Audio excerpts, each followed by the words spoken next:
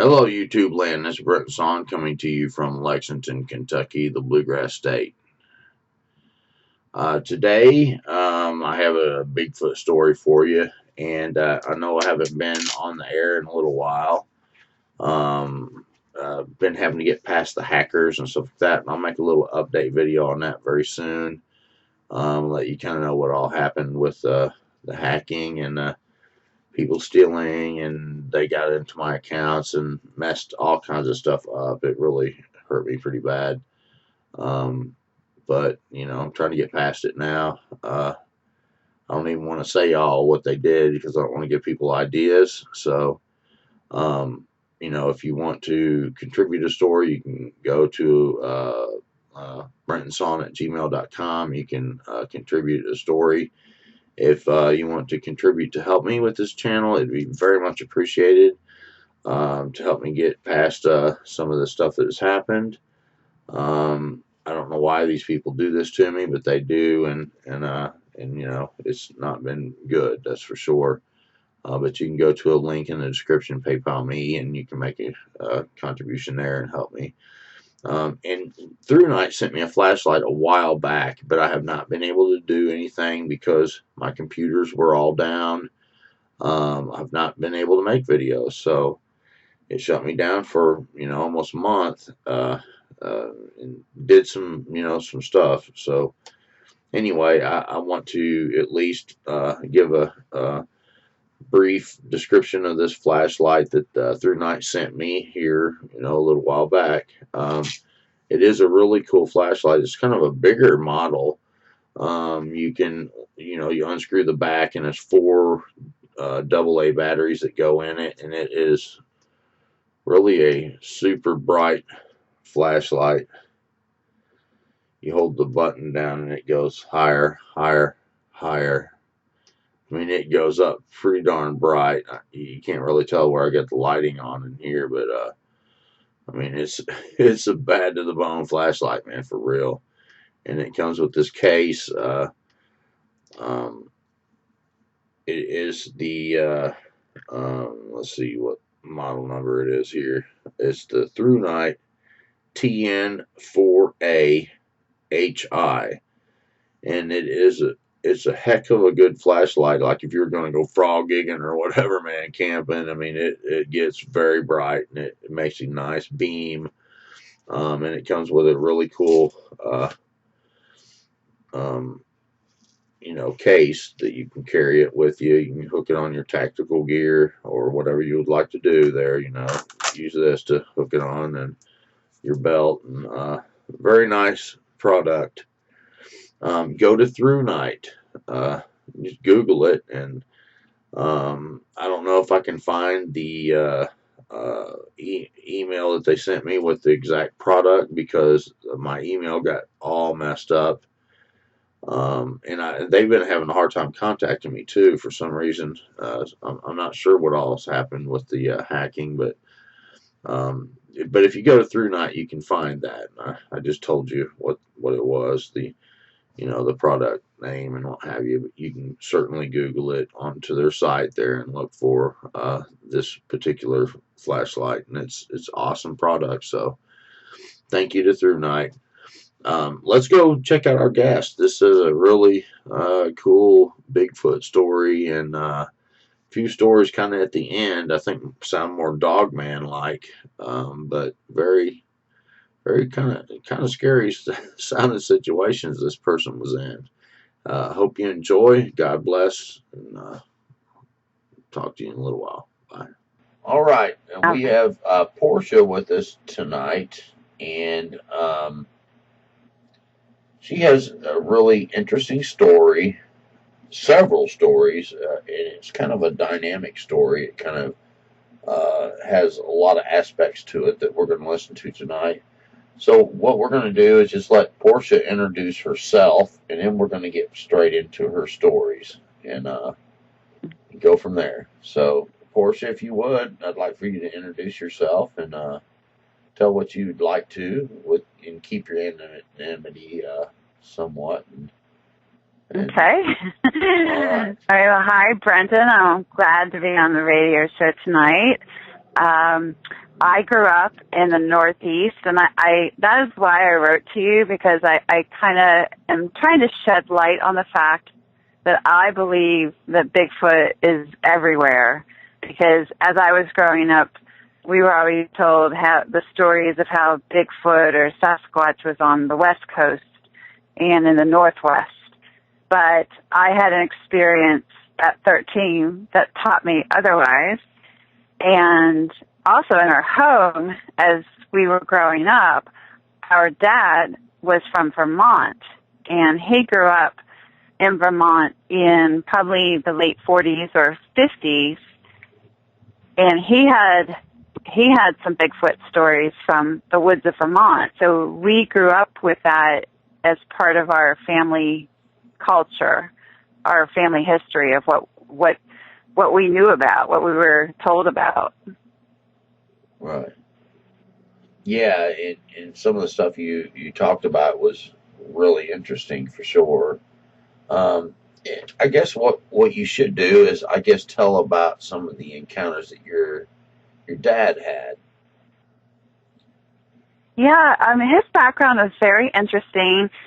He was a very charismatic person, and so he really, you call him a people person. He loved to tell stories anyway. But as we were growing up, he told us about his background growing up in Vermont.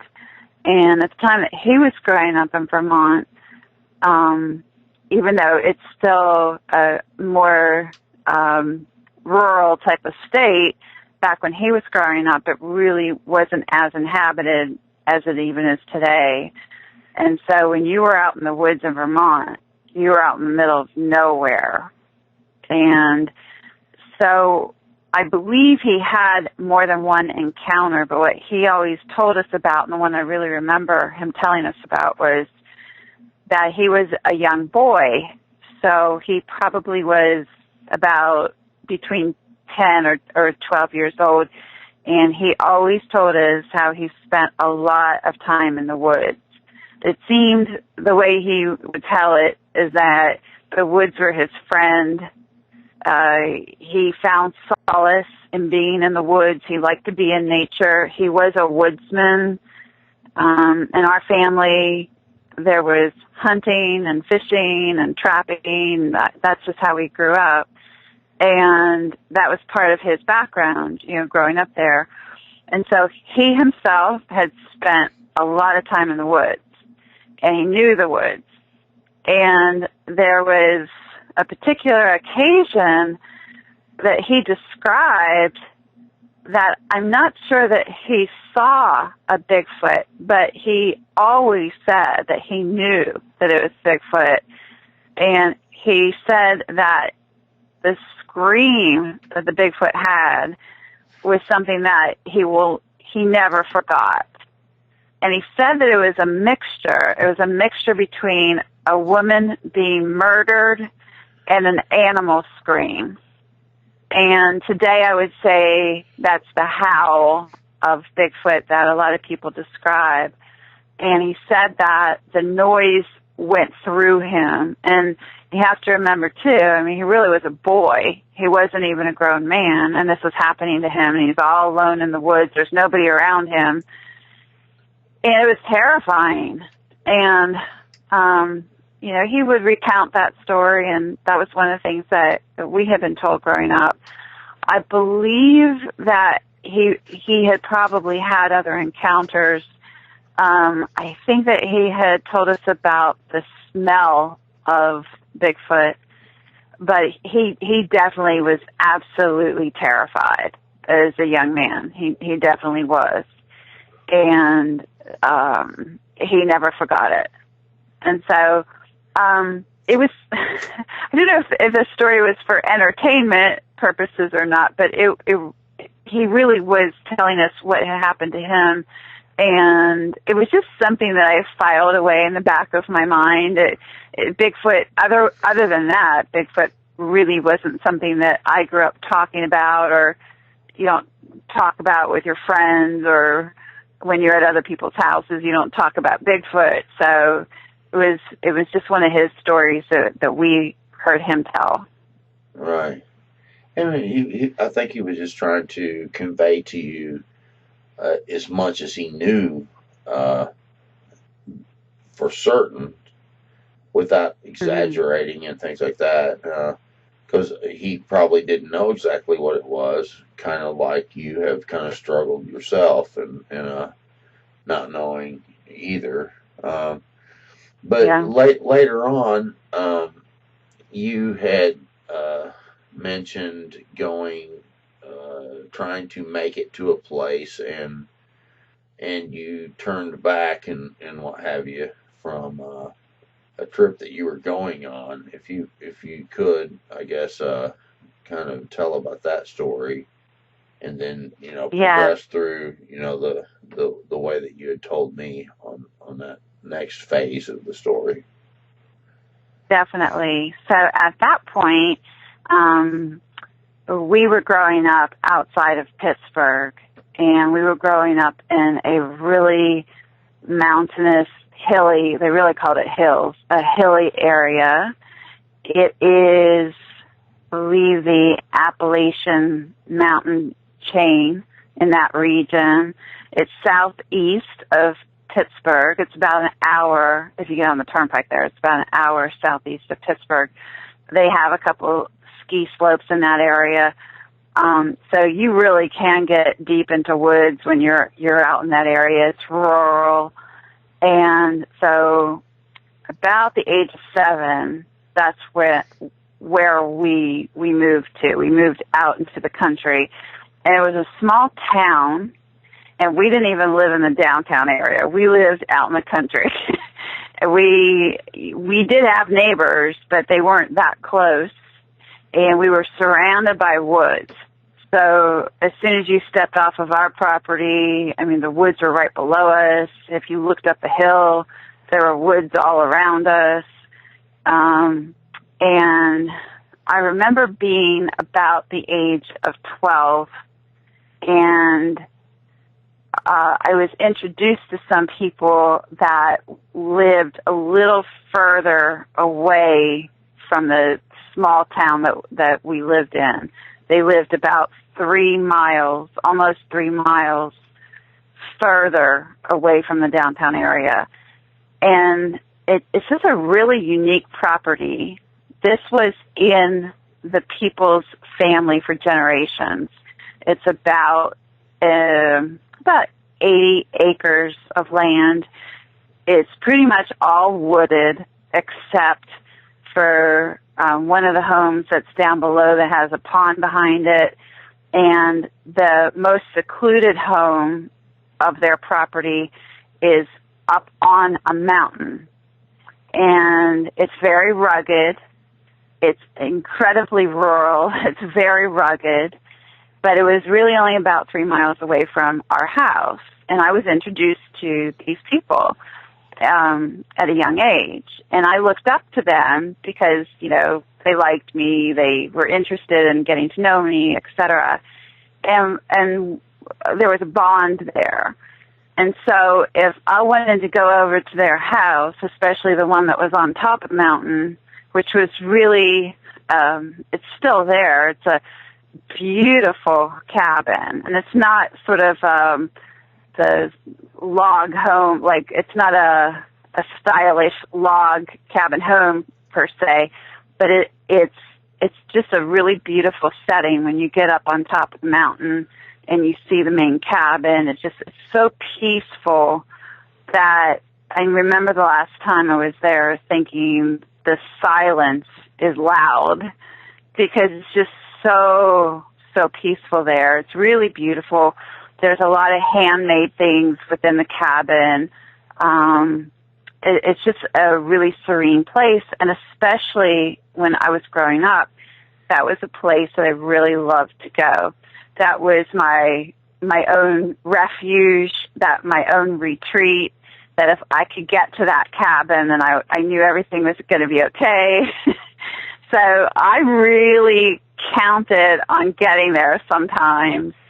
And especially if things at our home were in an upheaval and there were some ugly nights there, I knew that if I could get out of the house and make my way over to our friend's home, that I would be safe and I would be okay. And I'd be in this peaceful setting versus, some of the things that were going on at our home that weren't that comfortable.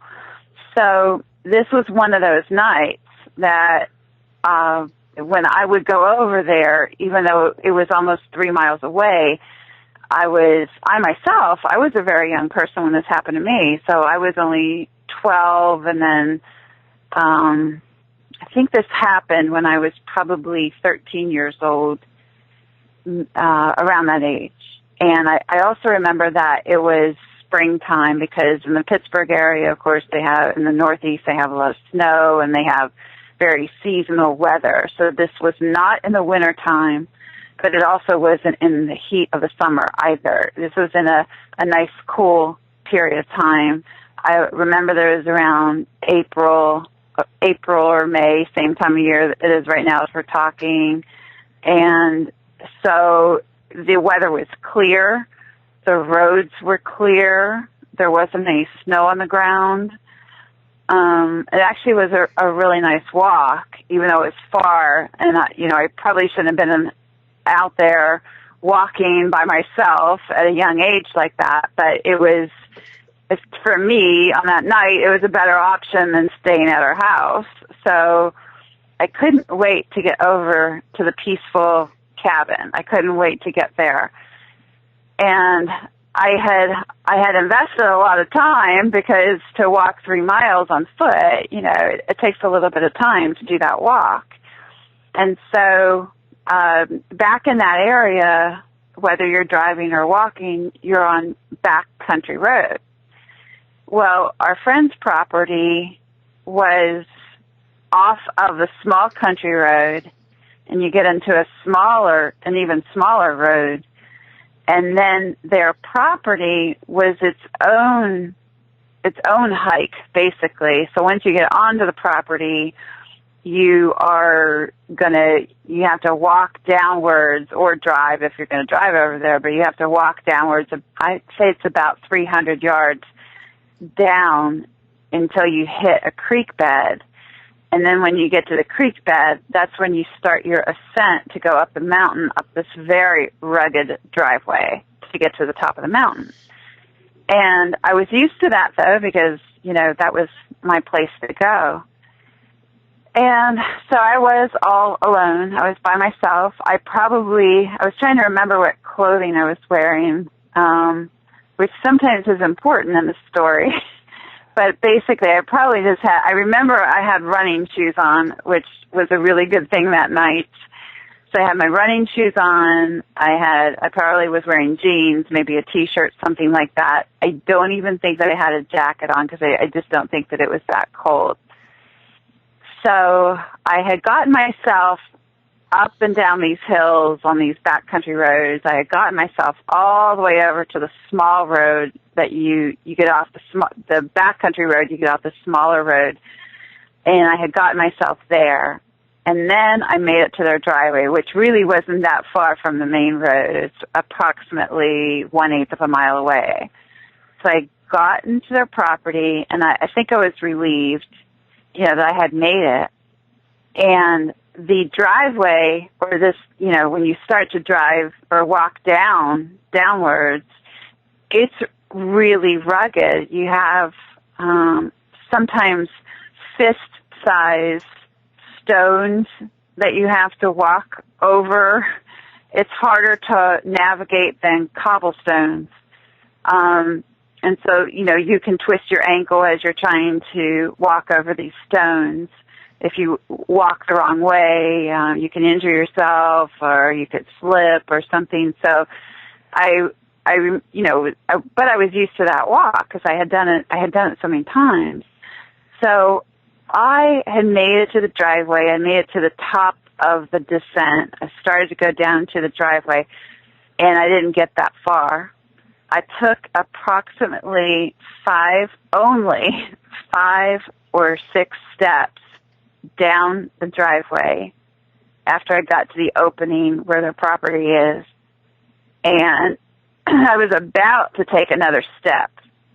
And as I'm about to put my foot on the ground, something that was off to my right at approximately, I'm going to guess, about 125 feet away from me. It wasn't less than 100 feet away from me, thank God, or I probably wouldn't be here. But it was about 100 feet away, or maybe a little over. But it wasn't that far away from me. And all of a sudden, I mean, just instantly, I could hear it. It was on 2 feet, and I could hear it walking on 2 feet, and it was crashing through branches, and it was crashing through brush. And what I'll never forget, I remember the rhythm of the walking. And you could instantly gauge that this thing was massive, and you could almost envision its legs had to be humongous to break these, and body to break these branches, it just walked through brush like there wasn't even any brush there, but you could hear it. The noise was terrifying because you knew this thing was coming at you. And it's coming at me at an angle, and it wasn't quite a 45-degree angle. It was a little less.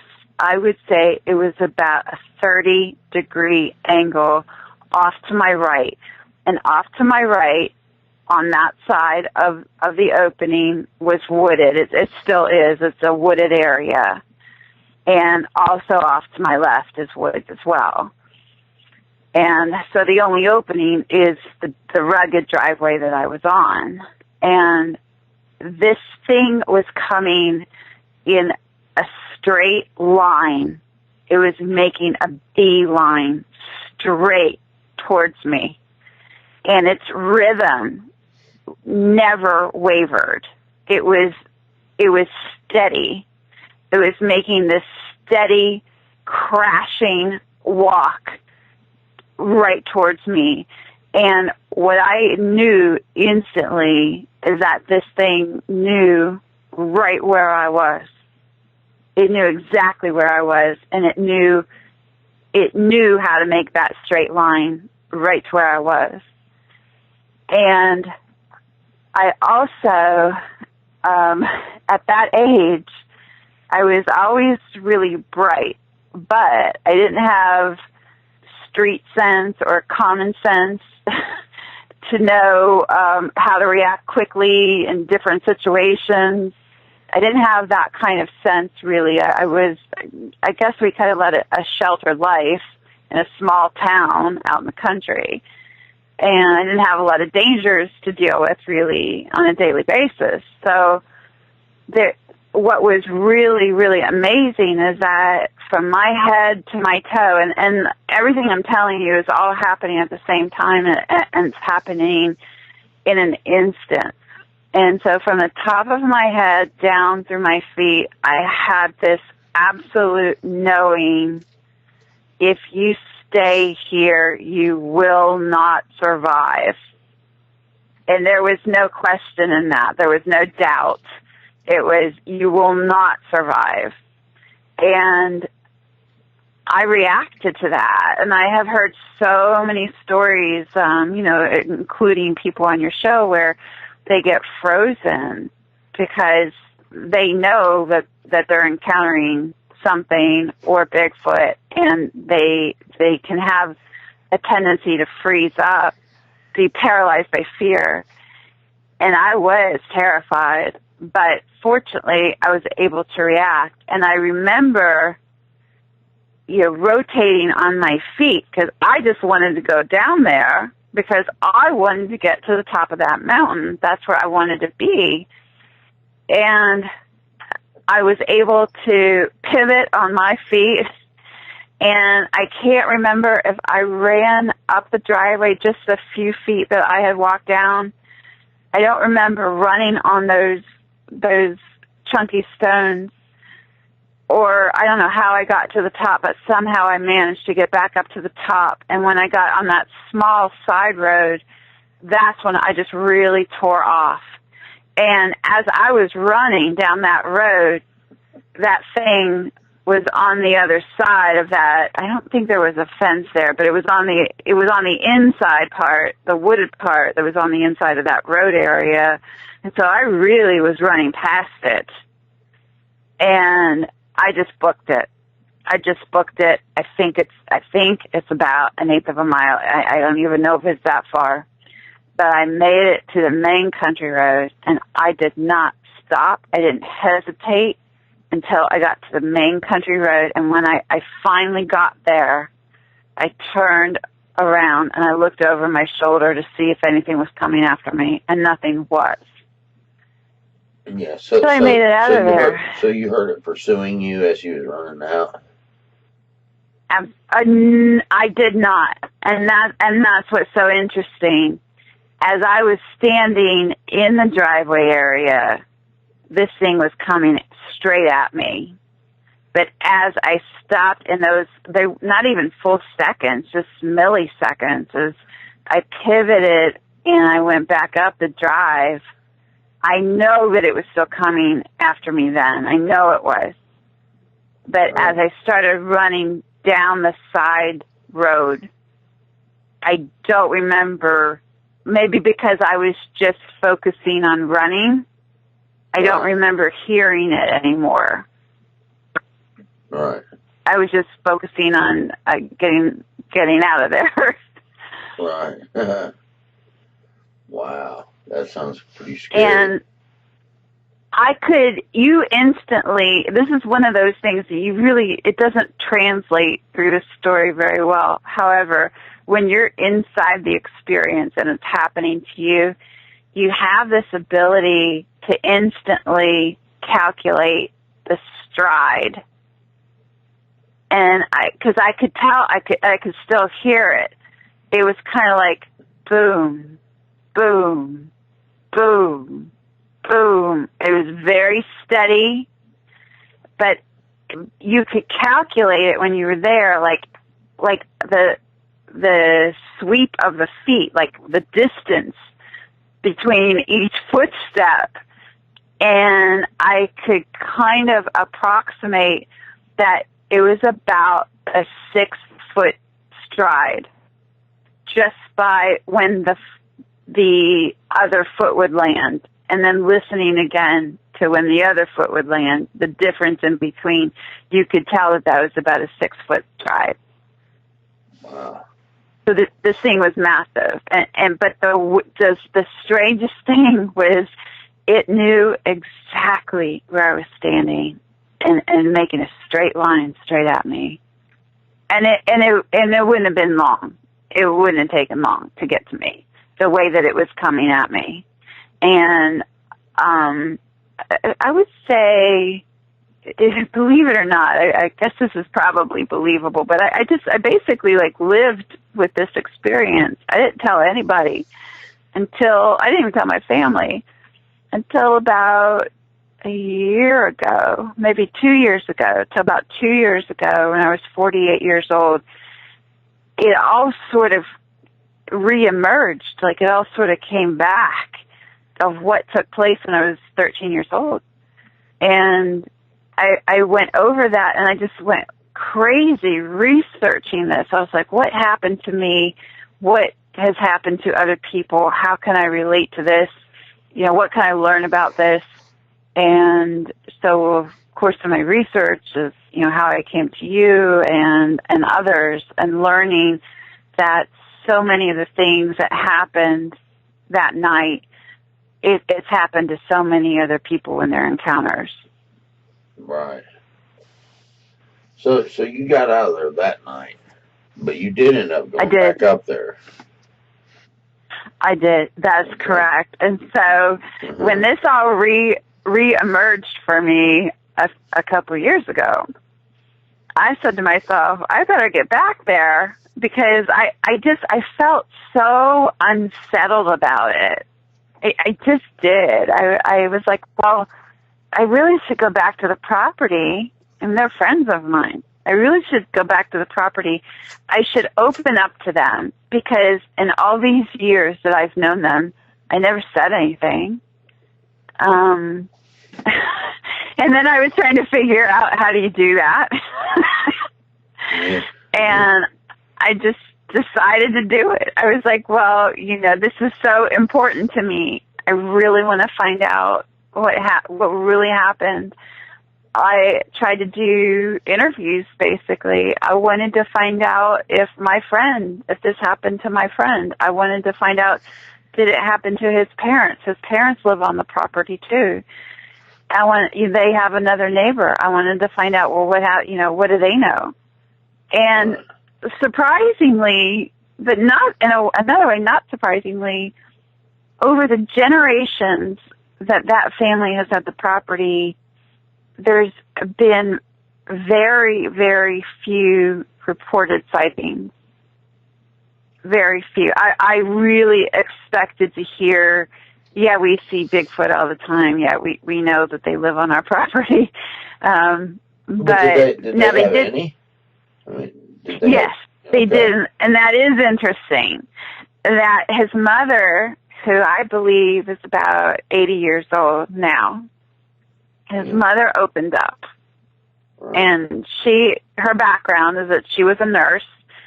She's a smart cookie. And so she basically said this. She said this was back in the 60s, and she had her cousin with her, another family member. And even today, really, I mean, this is such a rural area, their property, that it's rugged. So it's not like having a nice paved driveway or, that kind of home. I mean, these little dirt roads that they live off of, they're really rugged. And so she said that, so she and her cousin, they were going back to, I'll call it like the main home, that it's not up on the mountain, but it's down below. So they were driving back there. And it's not really that far back to the main home, but I mean, it will take you, of course, you have to come down that big driveway, and then you have to drive back in there, just, again, probably about 1/8 of a mile away back in there. So they just started down that road that goes to the main home, and she did see Sasquatch. She did. She, I mean, they really don't know whether it was a he or she, but it was crossing the road in front of them. And they were in a car, and it stopped, and it turned, and it looked right at them. And she did have a description of what she saw. She said that the color of the fur, well, I don't know if we call it fur or hair, but the color of the hair was gray. And from the research that I found, I know in different regions people report seeing different hair color, but that's what she saw. She saw the gray hair color, and I mean, her report sounds like everybody else's report, is that she could identify the face. She could see the face. I don't remember if she used the word leathery or not, but that, it has sort of a human appearance, but this was not a human. And she just said it was just so tall. It was so tall, and it was huge. And she said we were terrified. And then the Bigfoot just walked away and went into the woods and went up the hill. And since that time, that was not a common occurrence for her. It just so happened, I mean, it was so long ago, but it just so happened that that's when she and another family member saw it. Right. But she really, I mean, her description was so good. It sounds like so many other histories of what people report. It just really, really does. Then there was another occasion, my friend who lives on top of the mountain, so it's her son basically who lives on top of the mountain, and he's married, and so the two of them live up there. And I really thought that they were, again, like they were going to tell me that they had a sighting or seen something, heard something. But he said, honestly, he said, no, we really, really don't encounter Bigfoot. However, he said, there was one night where I was at the top of the mountain and the neighbor that was at the bottom heard the same exact thing. And what they heard was a Bigfoot that was eating a deer. And he said, I've never heard anything like that before or since. It was growling and making incredibly loud sounds as it was eating this deer. He didn't mention anything about the killing of the animal, the deer, but the sounds of the Bigfoot munching on the deer, it was so loud that it carried all the way up to the top of the mountain. And then the man that lived at the bottom of the mountain, I mean, he was even closer to the incident, and he was terrified because the sound is so loud that it just penetrates the body. And even at the top of the mountain, that's how loud it was, that it penetrated through him. It was so loud. And it was ravaging this animal and making a lot of sounds as it was. And so the only two reported sightings from the family. I don't want to say I was disappointed. I mean, it is their property. However, in a way, I was happy for them that they didn't really have that many encounters. However, I was really surprised because the whole family has just been there for so long. I really thought that even before them, I thought that maybe they would have grown up hearing stories about it, and they didn't. Yeah. Well, I think a lot of times people ignore what's around, and unless it's just way out of the unusual, Mm-hmm. unless you listen to the Bigfoot stories and you start, when you hear stuff, you kind of like, hey, that sounds kind of familiar, that kind of stuff. Then a lot of times you don't piece two and two together. But yeah, hearing something munching on something, man, that doesn't sound good to me. But it sounded like, I'm trying to think of something that it sounded like, sort of like a wild animal. That's what it sounded like. A very loud, wild animal, just, tearing the flesh and just incredible sounds coming as it was eating. Yeah. And neither one of them forgot that. Yeah, I mean, there must have been something very abnormal about it to remember it. That's for sure. It definitely was making its presence known. It absolutely was that night when they were hearing that. Yeah. And I'm sure that that must have been one of those kills that I'm proud of this kill and I'm going to eat this all out. You're going to listen to me do this right now. But you went back up to that property, and I did. That was a very scary sounding incident. It was. It was a terrifying night. Yeah.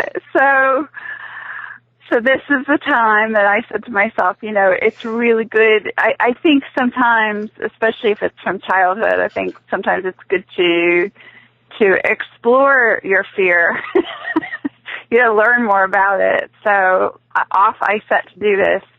And so I did open up. I opened up to my friends. And what had happened was my friend said to me, well, let's all go down. Let's actually see Mom and Dad. And while we're there, we'll talk to Mom. We'll talk to Mom about what she had seen. So we had just got done visiting with his mom and dad. And we got into the truck, and we were going back up the rugged driveway up to the top of the mountain. And on the property, they have the main cabin that sits up on top. it's a nice size for the two of them. And they also have a couple of smaller cabins that's for guests. And they're actually really adorable. But that's where, they said, well, why don't you stay in one of the guest cabins? And I didn't really think much of it. But I had been thinking about Bigfoot pretty much the whole time. And I was very curious about it, even prior to going. So my friends went inside, and they have a very heavy wooden door. And the two of them stepped inside, and they shut the wooden door, and they put the latch down, the handle latch down on the wooden door, closing their door for the night. And I really didn't have that far to go to get to the small cabin. I'm trying to guess right now, maybe 10 yards away. I'm picturing a football field and how many yards that might be. Maybe 10, maybe 15 yards away, if that. And so it's not that far away from the main cabin. But it's pitch dark. So by the time we had come back up the mountain, and this was October, I think it was right before Halloween, so it was about the third week of October, and 8:30 at night, it's pitch dark out there, and this place does not have street lights. It doesn't have anything lighting up out there. You're in pitch darkness. That's how it is. And you do have to carry flashlights just to walk the path back to the small cabin, just so you don't trip on anything. So that's how dark it is, though. So they shut that door. I knew that I was going to make my way over to my cabin, and I swear this as the truth, that immediately, as soon as the latch went down on their door handle, tree knocking began. It happened in sync. It's a metal latch.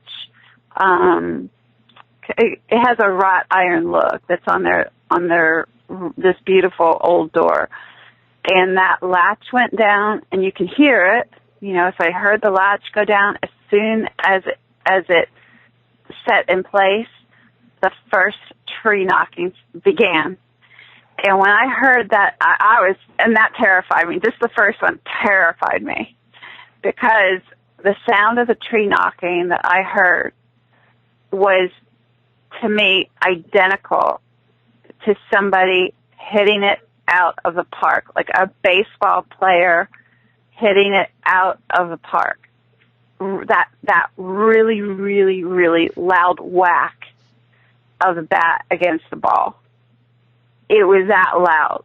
And this was good weather. It was a clear night. It wasn't bad weather. There wasn't even any wind rustling through the trees, nothing. So this whack really carried through the air. It was loud. It was really loud. In fact, I said to myself, well, I wonder why they didn't open up the door to see what that was.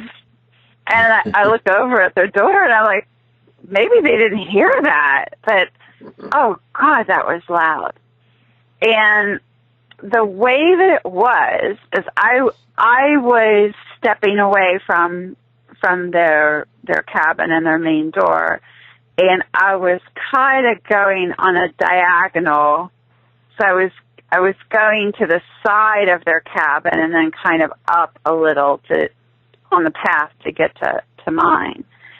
And as I was headed over, like going to the side, down the side of their cabin, that's when the first one occurred, and I'll call that south. I'm not sure if it really was south of me, but to me, where I was standing on the path, that was south of me. And it was over to my left, and it was directly to my left. And then, was it the first one? And then I think what happened was I got into my cabin, and I was really unnerved. I was kind of terrified, actually. I was already terrified. And what I was worried about was, because I'd been on the property for so many years, I knew that the cabin that I was going to stay in that night, it has about a 5x6 piece of glass in the back wall of the cabin. And the place where you sleep is right at that window. And the reason it was built is so that as you were sleeping or falling asleep, so you can look out to the beautiful woods and see the beautiful trees and the stars. So it really had a purpose. However, that night, I didn't want to sleep there. I was terrified because through my research, I've heard different stories of things that have happened to campers, people that were sleeping out in the woods, and things that have happened to them, Bigfoot reaching through windows. And I was very well aware that if there were any out there, and I already knew that there was at least one, that they had more than enough ability to break through that glass. A human could have. Right. So I knew that I could have been in danger, and that's all that I could think about was that big window and where I was supposed to sleep that night. So I did get into the cabin, and that cabin doesn't have electric in it, so you don't flip the switch to turn the lights on.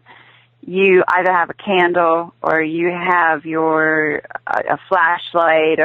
There's also this little lamp that is powered by batteries, and so you can carry an LED lamp, and so you can carry that around.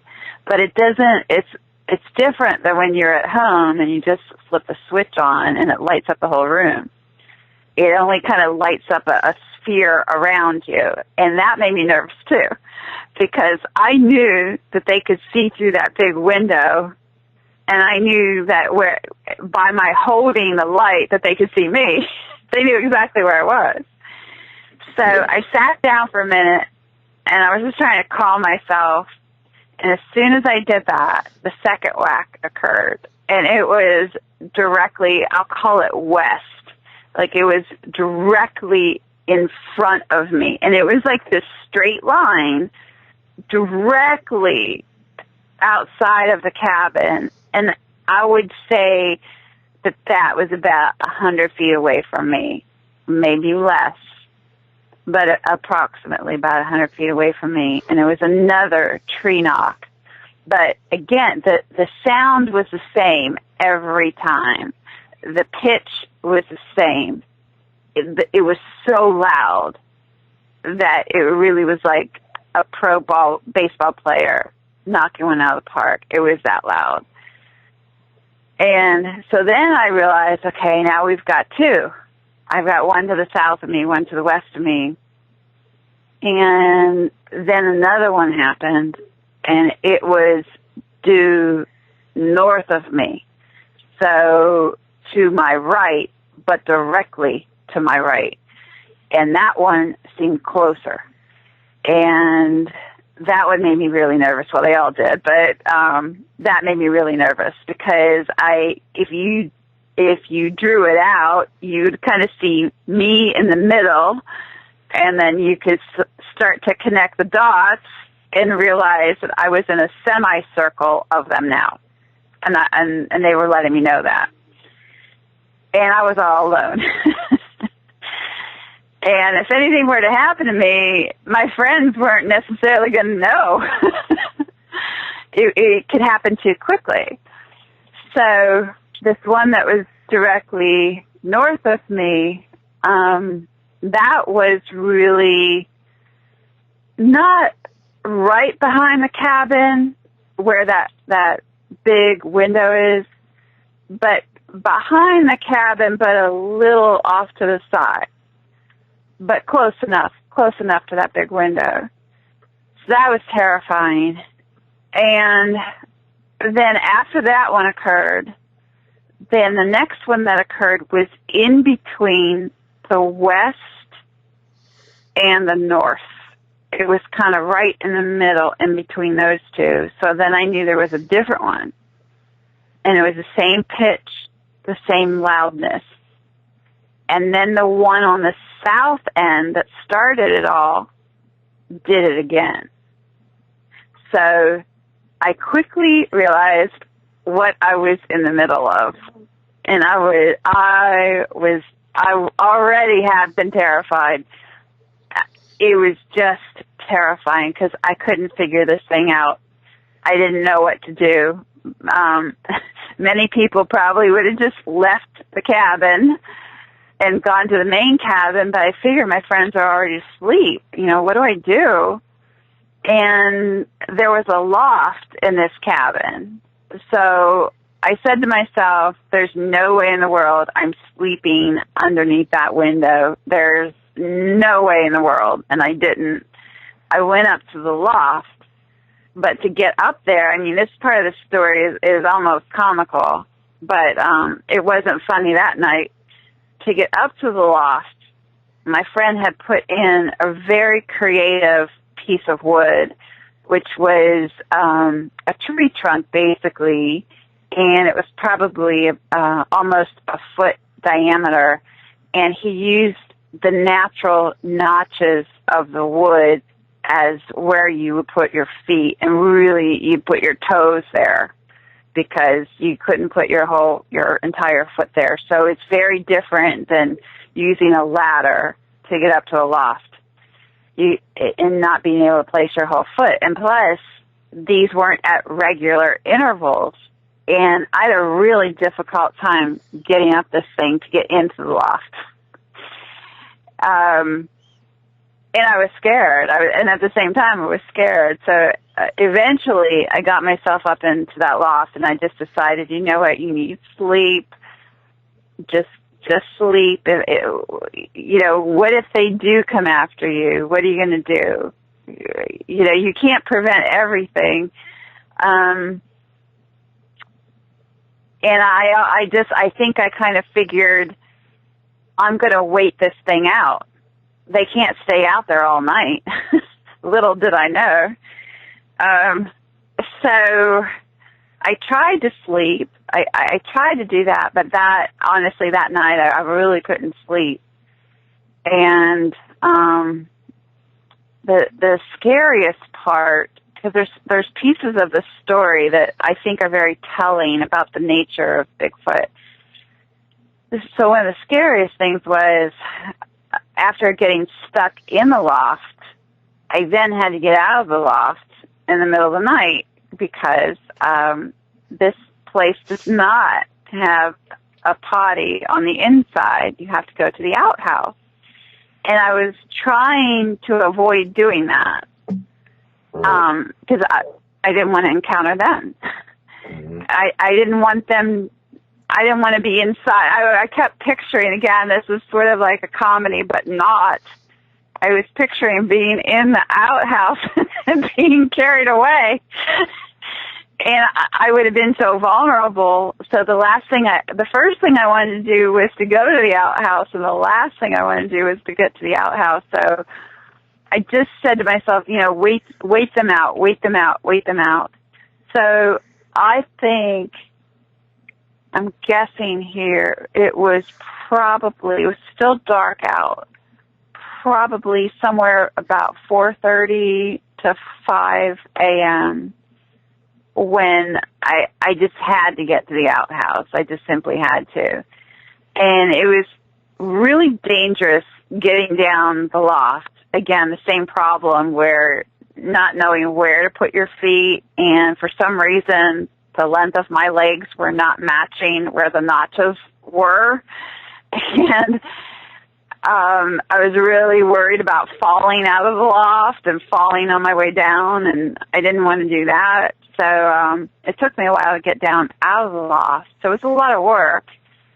And I just said, you know, be brave, get to the outhouse, because, you know, you just simply have to do this. So I did. I went to the outhouse, and I tried to tell myself, you know, remain calm, just be calm.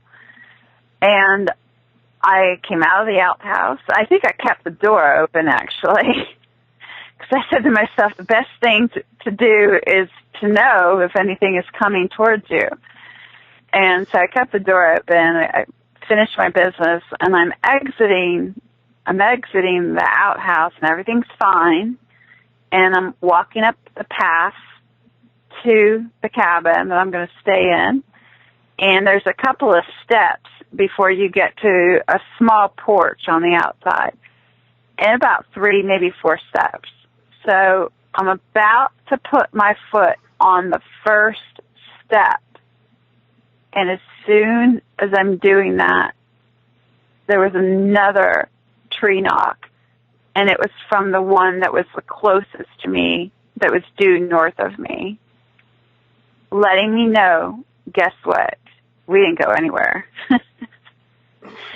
It was terrifying. It was just terrifying. And my rationale was, what I kept saying to myself is, to get through it and to sort of like think myself my way out of this was, if I participate in what they're doing somehow, like if I were to make a noise to respond to them, or I were to vocalize something, say something to them, then of course there'd be this ongoing thing. I felt that I would be giving them permission to come closer or possibly be more interactive. I didn't know that they would be aggressive, because really when you think about it, if they would have wanted to do me in that night, they had every means to do so. And I would have been helpless, absolutely helpless, of course. So I said to myself, if they wanted to have come and gotten you, they would have done that. That'd be so easy for them. So clearly, they're not trying to do that to you. But they may be trying to get you to interact, and they were. And they if you were to absolutely interact, then you would be breaking stuff like in Deuteronomy 18:12 or 18:10 through I think 12, something like that, where you would be communicating with them, depending on what they are. But if you are feeling that you didn't need to communicate with them, if you were to communicate with them, it would give them permission to move in. Yes, on a legal level, spiritually on a legal level. Yeah. And that is where you might have been, I think, maybe protected by God, is that you refuse to communicate back, to let them to acknowledge or anything. So therefore, you held off the permission for them to communicate further and move in on a closer level. That's my guess. If that was the feeling that you had, basically, you, by not communicating, not acknowledging, and things like that. Because doesn't the Bible say ignore? Not saying these are devils necessarily, but I'm just saying it says resist and they'll flee.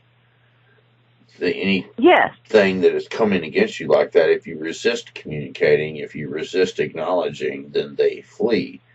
But if you interact, then they're not going to flee. They're going to move in and try to upgrade the communication level. And so you may have done the most brilliant thing you could have done.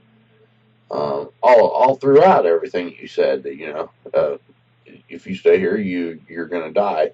You ran, you obeyed there, and or don't communicate, and you didn't, and those tree knocks, that's a very distinct thing.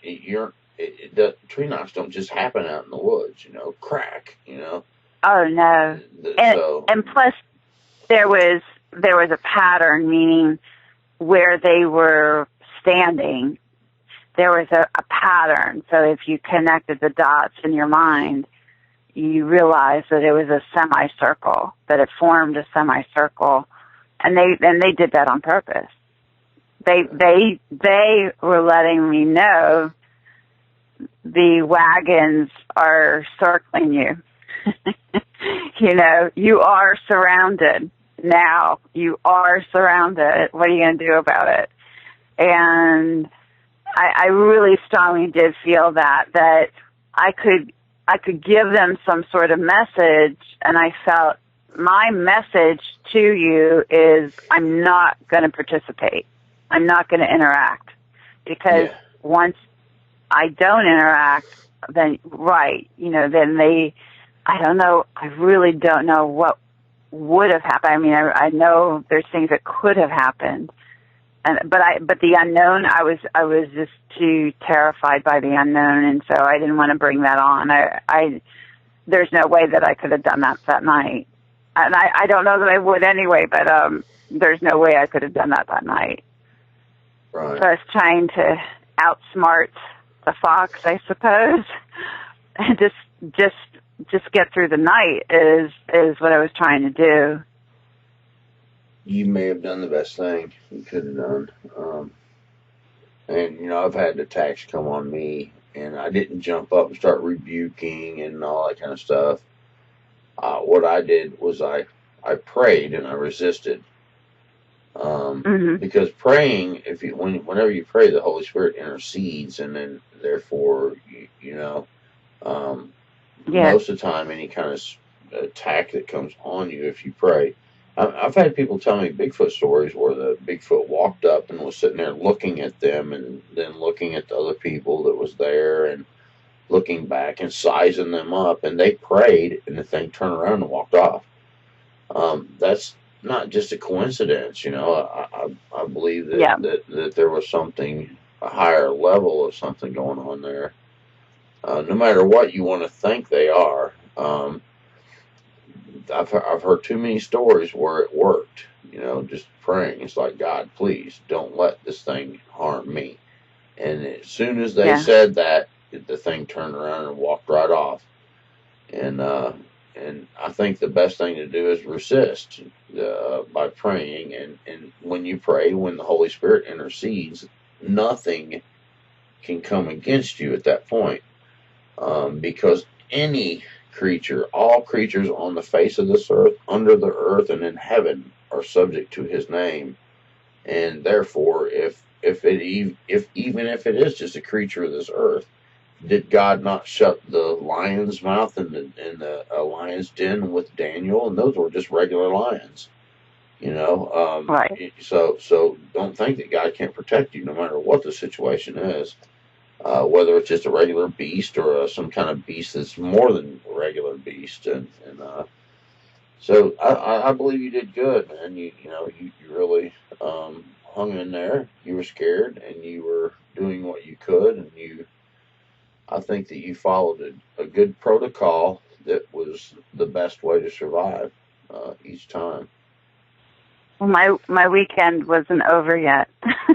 Yeah. Okay. Continue on now. So this is the next funny thing that happened, if you will. So my friends, they in the morning, basically, not having slept that much, I was of course really tired. And I said to myself, make sure, even if you don't have that much sleep, force yourself to get up, because believe it or not, even though I had scheduled this months in advance, my friend had to go somewhere, which meant that then, even worse, I literally was going to be all alone on top of that mountain with them. And then they would know that. Yeah. So I told my friends what happened. I said, you can't possibly tell me you didn't hear that tree knocking. And they said, no, we didn't hear it. I said, it's impossible. That was so loud. And it was right outside their walls, basically, where they would have been sleeping at night. It was out, the one that was to the south was really not that far from the exterior walls of their cabin. They have a lot of windows and skylights and so forth. So I said that you can't tell me you didn't hear that. So they say they didn't hear it. They still say they didn't hear it. And I don't know how that happens, but I guess that was meant for me to hear. So, the first thing that they had said to me was, why in the world didn't you come into the main cabin? Yeah. And I said, well, the truth is I got stuck. I got stuck in the loft. And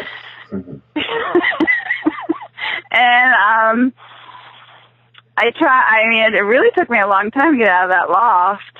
And I actually went on Facebook that night. It kind of kept me company. I posted the event just hoping that somebody would give me like some courage or some sympathy maybe. So basically I let him know that. I said, well, I got stuck in the loft. And I said, what were you thinking, building the steps out of a natural piece of lumber? I said, those aren't steps. Are you supposed to get up and down? And they said, that is a really challenging tree trunk to climb. And I'm like, I found that out in the dark.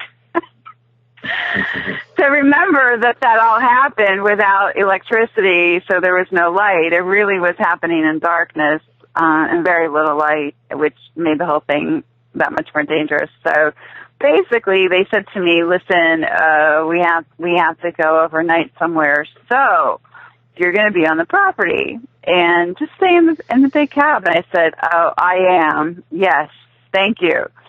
And so I did. I did the following night. However, for about a day and a half, all day Saturday, and then half of the day or most of the day on Sunday, I was there all by myself. And it still was the same theme of, what are you going to do? Like, what decision do you have? Even though I had more protection, you could say, by staying in the main cabin, which had more walls and so forth, and some of them are made of stone, so I felt a little bit safer. But I'm gonna be coming out of the cabin. I'm gonna be walking. I'm gonna be doing things. So what am I gonna do? And I just kept saying to myself, just don't engage. Do not engage them. It was the same thing. If you engage them, then you're basically announcing, okay, bring it on. I give you permission. You can interact with me now.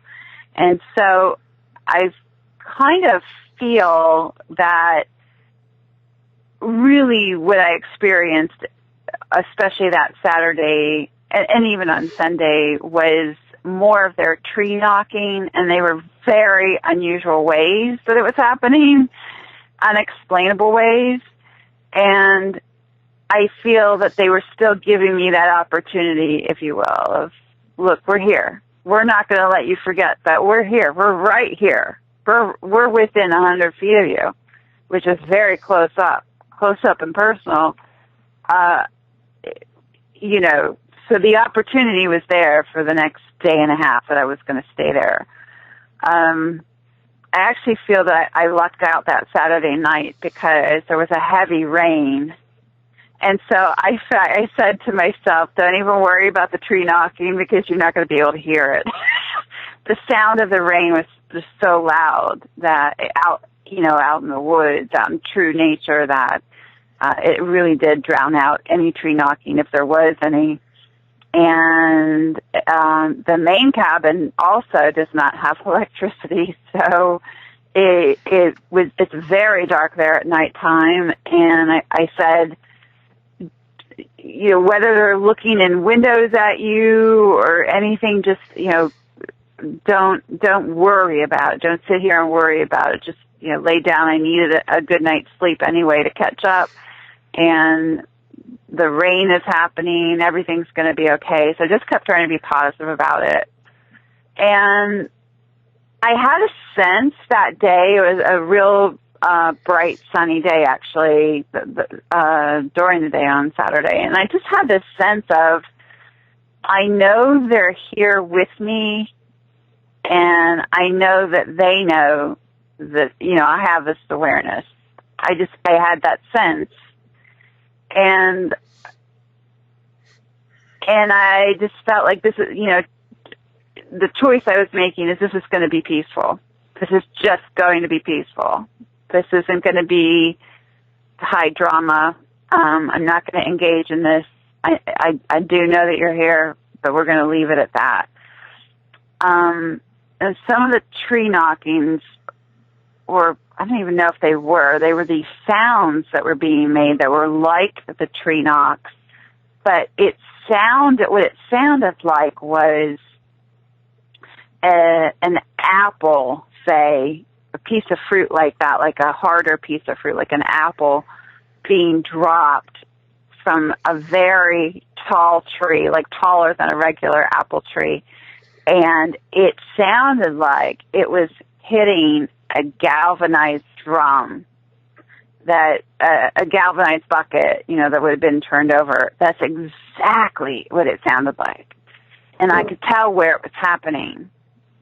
And this was in the middle of the day, so this wasn't, fortunately, and I don't think I would have gone out there if it was nighttime anyway, in the pitch black, but I did investigate it, because if things happen and you just kind of want to rationalize them in your mind, or you want to explain them. So I said to myself, go ahead, go over there in that direction and just see if there really is a galvanized bucket around here. And however, the strangest part is that there are no apple trees up there. There's mostly pine trees, and I would say there's maple trees, and I don't think there's any birch trees, but this is southeastern Pennsylvania, so you might have a variety of some different trees up there, but there are no fruit trees up on top of that mountain. So it was impossible for what it sounded like how it was created was impossible, because I didn't even find a galvanized bucket anywhere over in that area that I kept hearing this sound of this sounding like a piece of fruit falling into it, or on the outside of it if it was turned over. The fruit. Is there any galvanized buckets? Yeah, I didn't find one. Find something to to make a sound with a galvanized bucket, but if there's no buckets, then who knows? Wow, that's strange. For real. My second thought was, okay, again, like you're trying to explain this. I said, okay, there has to be nuts. There has to be nuts in some of these trees. Think about it. And I didn't find any, there aren't any. There's no nuts. I mean, there's no pecan trees up there. Because you could, if a pecan fell from a large tree and it hit a bucket, like it might make a similar sound. But I mean, there's nothing like that up there. Now, there are pine cones, of course, but when a pine cone falls, it doesn't sound like what I was hearing. Yeah. And the bucket wasn't around either. So I don't know how. I have no idea how they were able to produce the sound. But you kind of be really, really quiet, and then you would just hear it kind of out of the blue. You weren't thinking about it, you weren't expecting it, and then boom, you would hear this again. It's so sharp and crisp and clear. So I wasn't finding the natural ways of how I was hearing the sound of whatever was being produced, but it definitely was loud, and it definitely caught my attention every time. Right. Well, that's very interesting for sure. Maybe they make that sound. I've heard of a lot of different cases where they actually can make that sound with their vocal mechanism, different sounds like that. But it's hard knowing for sure. I mean, maybe it was something that was hitting the roof on the houses, that were out there, It and it wasn't. sounded, you know, I mean, that's what It I'm saying. What wasn't some people ever. would probably think. It's like, well, maybe it was, you know. Oh, right. Yeah, because your mind kind of needs that. It's like, okay, this would explain it. But the sounds were coming from out amongst the trees. It wasn't over the Yeah. cabin. Otherwise, and I think that was part of it, is if we're going to make a sound to get her attention, we're not going to make it in a way that she would explain it differently. Like, we want her to, it seemed to me, it seemed like it was continuing, that they were making an obvious sound that I would know it was them, that it wasn't happening in a natural way. Wow, that's interesting for sure. Wow, that is a pretty cool story. Is there any more to it that you want to share? Or? Well, I also thought it was interesting too. Just a tidbit that my friend had said to me that morning when I shared what happened. He said, "You know the property is protected. You know that." And I thought that was really interesting, because I'm a deep thinker. I'm very faithful. I have a lot of faith, a lot of belief, etc. And when he said that, it was just something about the way he said it. It actually gave me great peace, and it's in something you already referred to, is to remind myself that there's something outside of myself that is also there. It's not just me and them, although it felt like that. But it's not just me and them. I'm also protected. So there's also a positive force that's there.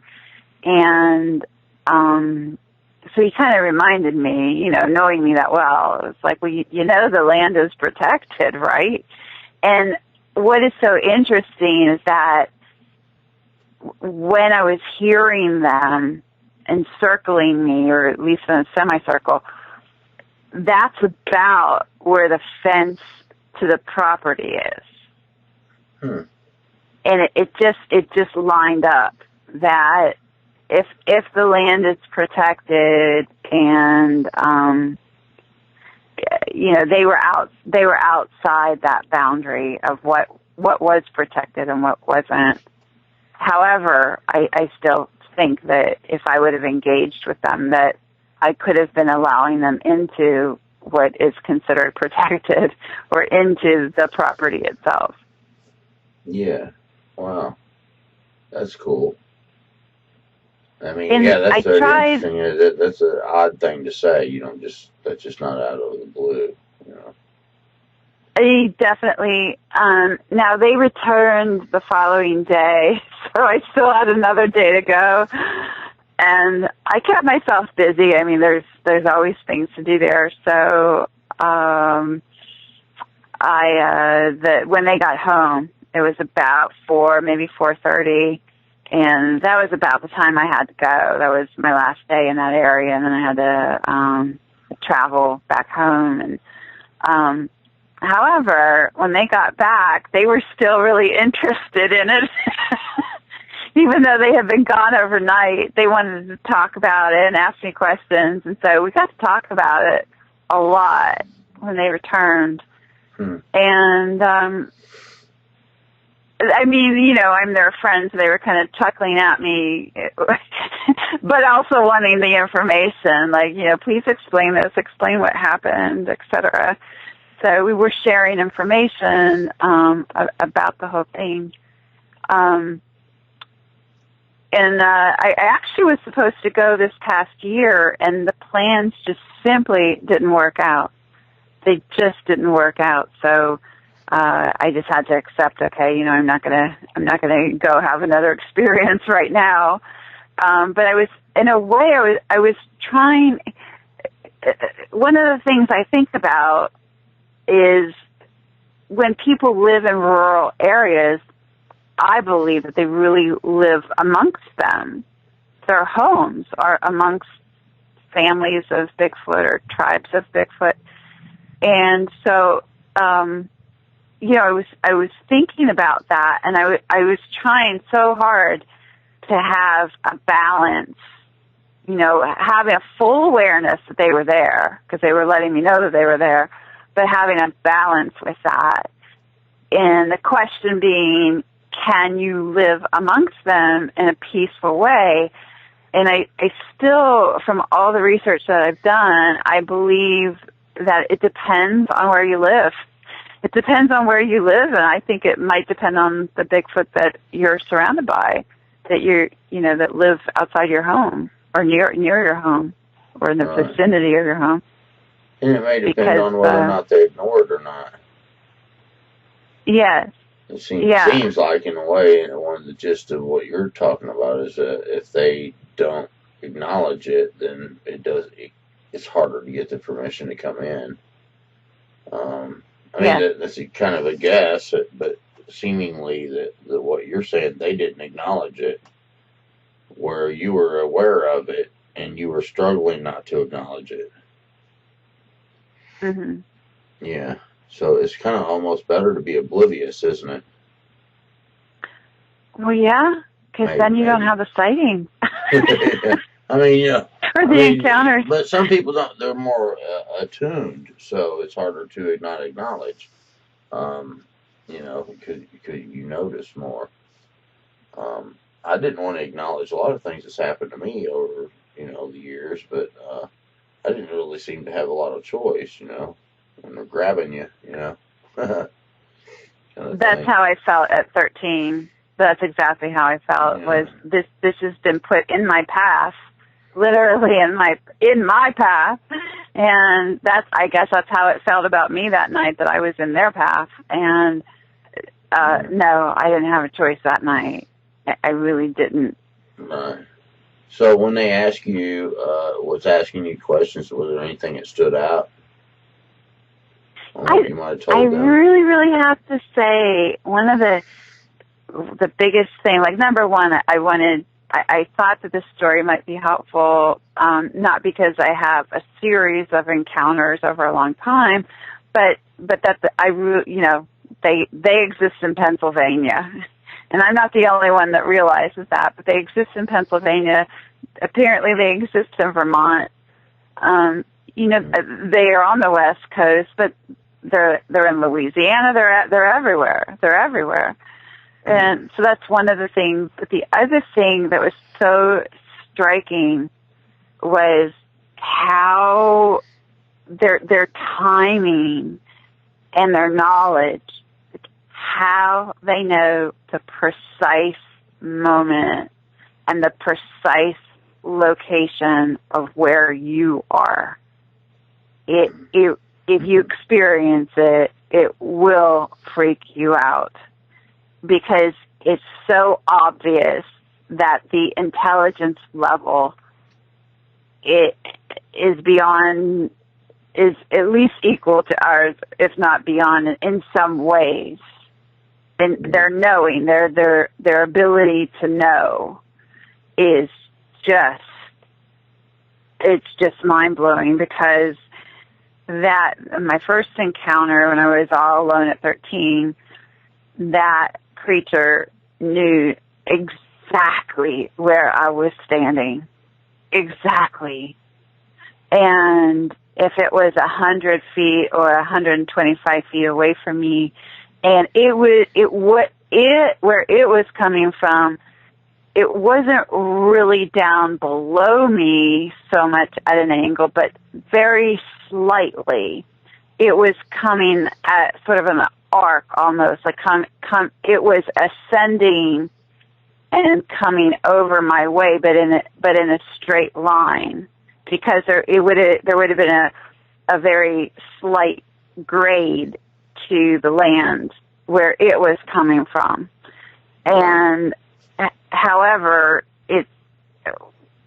it's knowing or its sight, I don't know if it was the visual sight, but its knowing gave it all the information that it needed to know specifically right exactly where I was standing. And then again, at 48, many decades later, they knew precisely the moment that my friends closed their door and I was all alone. They didn't do this in front of my friends at all, including when they returned home. There wasn't anything that all of us experienced together, but it was the exact moment when my friends went inside, and then again when I had come from the outhouse to go get some sleep in the little cabin. The precise moment, like they let me do my thing by getting out to the outhouse and come back, but the precise moment when my foot was about to go on that first step, that's when they let me know we're still here. That, like, their timing and their knowing is beyond our normal perception. Mm-hmm. Yeah, no, we talked about that earlier when people who have encounters with them hitting the side of the house or standing on the roof, listening down the chimneys, looking in the windows, and things like that. They know where people are in the house. They know their movements through the house. If they hit the house and then make you get the gun and run, they know where the door is that you're going to enter out of or exit out of. Yeah. It's quite incredible, the recon that they are able to do. I think they see really well. They are able to hide so well that you really don't know where they're even reconning you from. And yeah, it's kind of disturbing in a way, for sure. Oh yeah, it can be, especially if you are alone. Yeah, and I wouldn't you're want to be alone. That's for sure. You're definitely brave. And all you have in between you is glass, just a glass window, and it was a single pane window. Yeah, it can definitely be disturbing. We had talked a little bit about, I had experiences out in New Mexico, and I just think that they're interesting because they're kind of separate from these happenings because, of course, these are both on the same property. And it's sort of a unique experience in that this is not my property, but I have been able to go and visit there.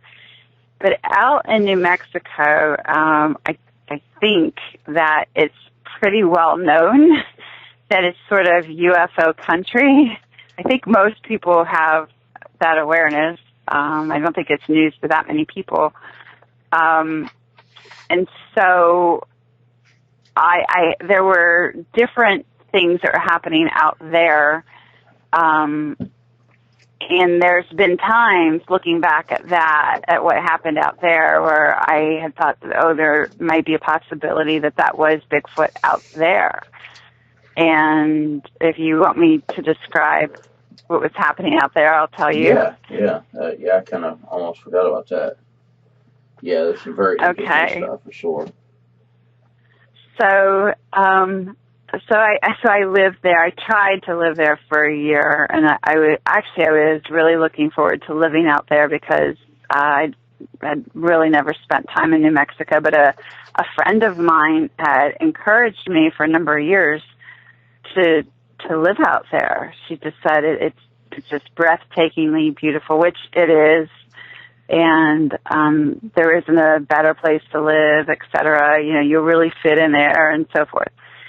And so when I lived out there, I lived in the northern part of the state, and I kind of like in childhood, I didn't live downtown, the town was called Taos. I didn't live in Taos. I lived outside of Taos. So once you travel to Taos, you keep on the same road, and it's really, really wild out there. There's a lot of wilderness beyond the town. It's really kind of a unique state because it's incredibly wild. And so I guess, okay, I wasn't really expecting anything supernatural to happen to me while I was out there. However, I knew that there were a lot of UFO activities going on out there.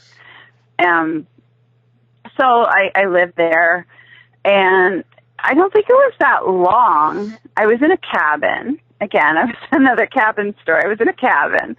This one had a tin roof on it. And at nighttime, it was a pretty regular occurrence that you just, of course, you're out in the middle of nowhere. And it's very quiet. Out in the middle of the night, or well, not like late at night, but say evening time, you just sort of be sitting there. You might be on the computer, you might be talking on the phone or something, and it's very quiet, and out of nowhere, something lands. It sounds like it's 2 feet. Boom! Lands on your rooftop. Out of nowhere. And if it happens once, you don't really think about it. You're like, well, I don't know. Maybe a bird was carrying a stone and I don't dropped it, or or you could think anything. But out there, they don't have tall trees really. They have a lot of sagebrush, and they have cedar trees, and they do have little nuts, pino nuts. They have on those trees, but again, they're not really tall trees. They're kind of short compared to, pine trees in the Northeast. So it's not likely that one of those small little nuts is going to land on your roof. But still, it's kind of unexplainable. Well, it kept happening. It was a regular occurrence. And you could kind of tell the way it sounded. It didn't sound like Bigfoot, because I guess if Bigfoot wanted to land on top of your roof, they might come through your roof because of their size. It sounded smaller. Like I said, there's like so much UFO activity out there. I often wondered, after it became a regular occurrence, I was kind of wondering if it was some kind of UFO of some sort. But you really, I mean, there's just nothing out there that's hanging over your roof to make this noise. And so there were a few times where I got up enough courage and I would go outside right after it happened. I was like, I'm going to catch you this time. And you would shine a flashlight to the top of the roof. You'd see nothing. You wouldn't even see anything like running the other way, catching it as it's running away, like nothing. So after that becoming a regular occurrence, I started to ask a number of people in the area, does this happen to you? And I would get the report back that it was happening to other people, and that it was sort of a regular occurrence at their house too. And so I just kept that on file. I thought it was very strange. And so one night, there were a couple nights that were really very weird, beyond what was regularly happening. So one night, there were noises coming from down below the cabins, because there were 3 or 4 cabins that, so I had neighbors. I really wasn't all alone. However, there really weren't that many people around. And I had a neighbor who was a couple cabins away, and he worked for the police. He worked as a dispatch for the police. And so if you ever talk to somebody about something like this happening and they have that kind of background, they like to talk about facts normally. They don't like to go outside the box and talk about, supernatural things, supernatural phenomena, etc.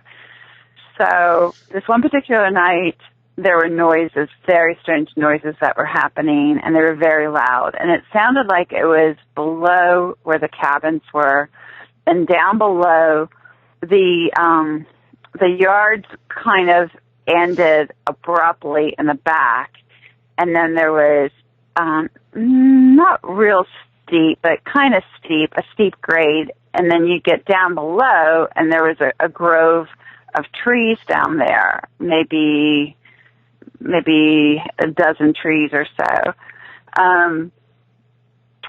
So these noises were coming from that grove area. They were that close. And really, the distance between your backyard and the grove was not that great.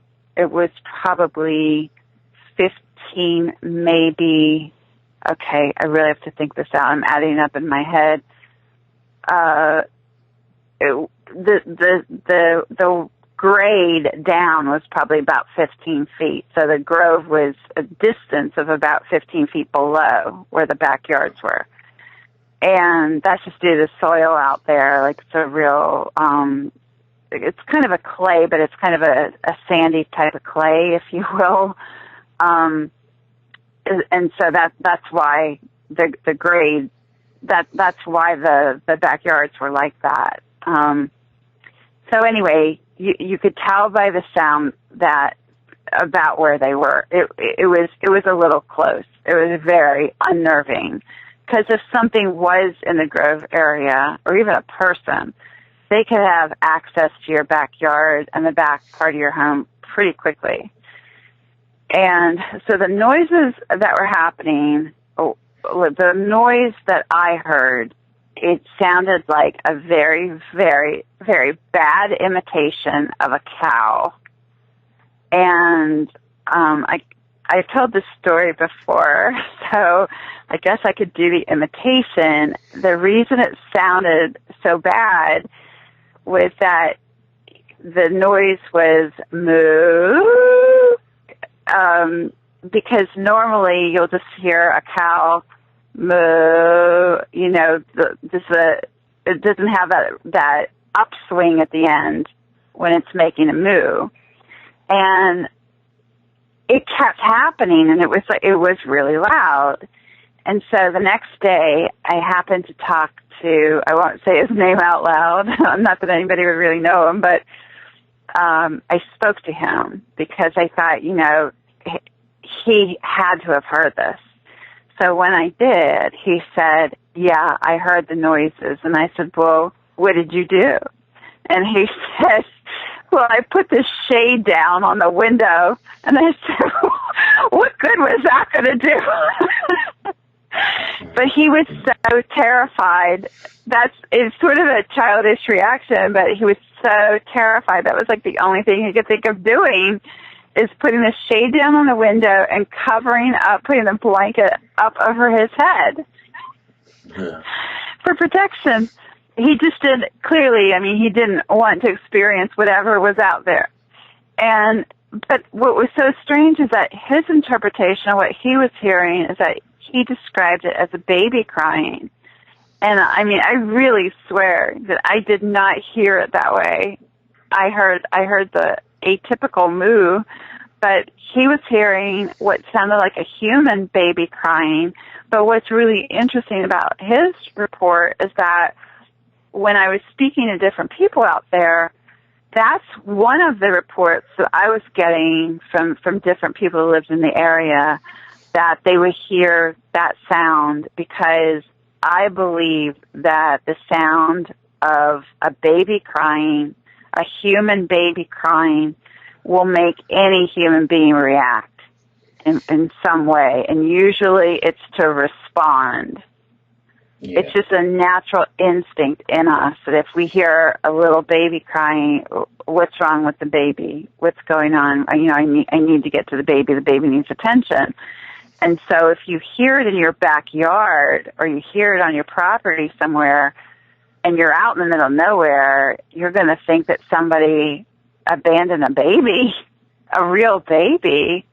So it's these things that just don't add up. I mean, out of nowhere, he's hearing a baby crying, I'm hearing these other strange sounds, but the proximity to the homes was just very weird.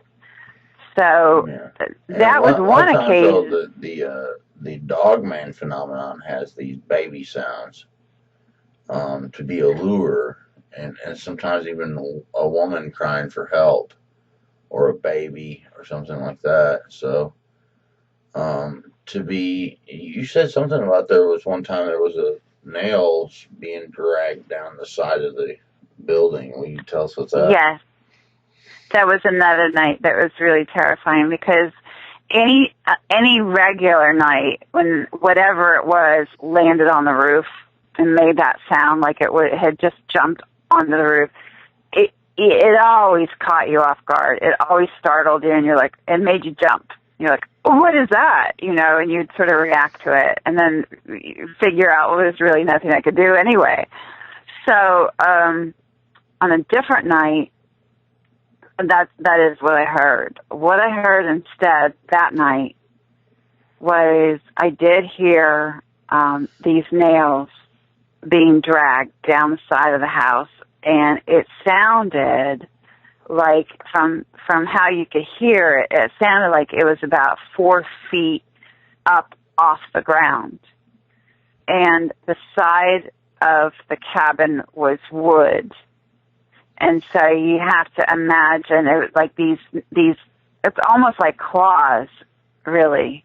It didn't, like, it would probably hurt a human to drag the nails down these pieces of rough wood. They probably wouldn't do it for very long. But these claws were coming down. They started near the doorway, the front entrance, and they came down the whole side and kept going, kept going, kept going, kept going, kept going, and then it stopped.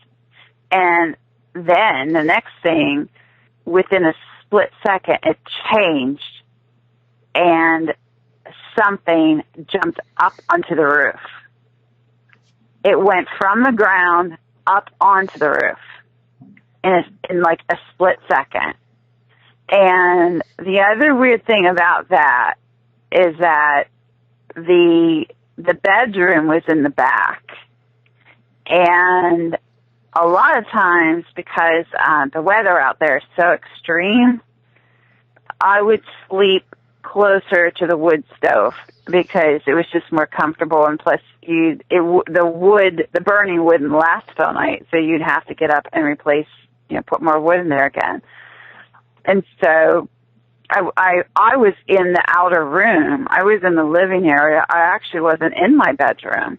But what this thing did was it went down the side of the house, jumped up, like leapt up onto the roof, and it started running in circles around the top overhead of the bedroom, as if thinking, well, she or the person has got to be asleep back here. And this will scare the bejesus out of them, choosing to run over the bedroom area. And I thought to myself, like, that night, like, well, geez, you don't even realize that I'm not in there. However, I mean, it still was terrifying. It was terrifying because the sounds changed so quickly, and the claws that were being dragged down the side, that was deliberate. It was deliberate to let anybody who was on the inside know that they were trying to do that. It wasn't an accidental brush up against the house. And not that the space around the house was all cleared. So it's not like a random animal would come down the side of the house anyway. It would have to deliberately come up to the side of the house in the first place, and then to drag them claw the whole way down the side. It was deliberate. Like, I'm trying to scare you. Yeah, or I'm trying to get a reaction out of you. Like to me, yeah, I've heard of that. Now I've heard of Bigfoot doing that, but not on wood. So that sounds dogmanish. And the dogman is known for jumping up on the roof too. I've had a few videos about dogmen on the roof. Wow. And Bigfoot get on the roof. I'm not saying they don't, but that almost sounds dogman like, to have claws that could do that down a wood. Yeah, that's pretty scary sounding to me, man. Time to go. Well, I did not long after that. I stayed out there for a year, and for a couple different reasons, that was one of them. I didn't stay out there, and in fact, we were talking about this earlier, that after my experiences, I don't know how far out in the wilderness I want to live anymore. Right. I really don't. I don't think that I would ever camp in the woods. Definitely not in a tent.